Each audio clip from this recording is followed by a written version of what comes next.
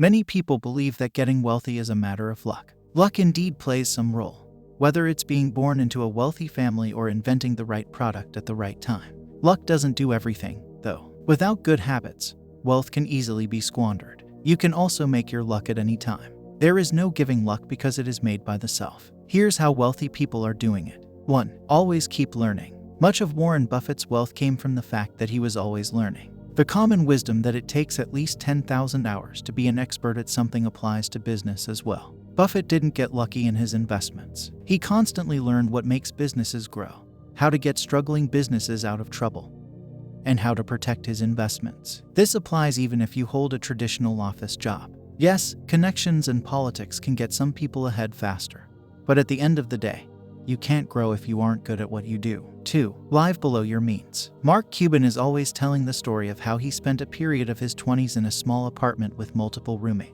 Frugal living isn't just about saving money. When you have extra income and savings, you have more freedom to grow. Instead of taking a dead-end job that eats most of your time, you'll be able to take more risks and take advantage of opportunities that might not have an immediate payoff. You'll also be better focused. Instead of worrying about your bills or if your car is impressive enough, you can simply focus on growing. 3. Do not be afraid to get dirty. As you start to climb the ladder, don't start to think that certain tasks are beneath you. When Marcus Lemonis invests in a business on the profit or privately, he gets a hand-on and works side by side with the stuff. Lemonis cites this as the biggest reason he can quickly learn about so many different types of business.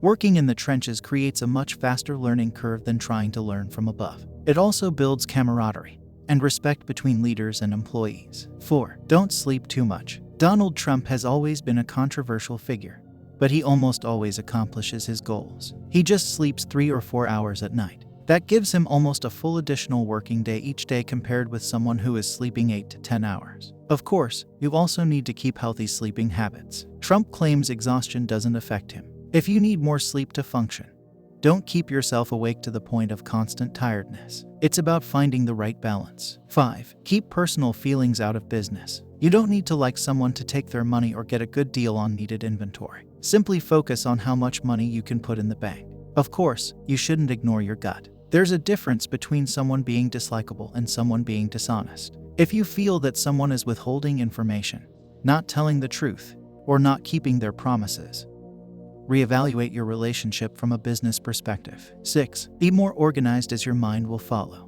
Oprah Winfrey says that the secret shared by people who seem to have it all together is that they are organized. This includes all areas of life, from keeping your home and office free of clutter and distractions to how you go about your daily tasks. Plan out what you need to do each day.